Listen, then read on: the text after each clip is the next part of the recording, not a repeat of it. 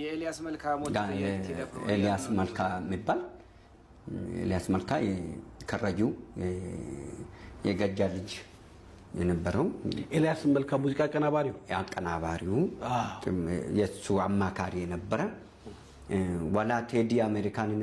አሜሪካን ሁላ እንዲወጣ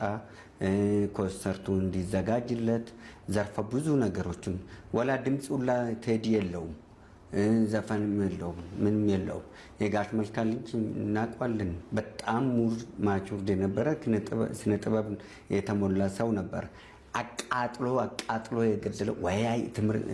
ምክር አይገባው ወይ ፊደላቶች አይገባው ወይም ባይሞት ኖሮ ኤልያስ ባይሞት ኖሮና ዛሬ ላይ ቢኖር ኖሮ ይሄን ኢቶሪካ የሚለውን ዘፈን በእርግጠኝነት አያስወጣውም ነበር የጋሽ መልካ ይሄ ነገር ግን በቃ በህግ አያስጠይቅም እንደዚህ አይነት ነገር አይደል ማንንም ሰው እንደፈለገው ነው የሚናገረው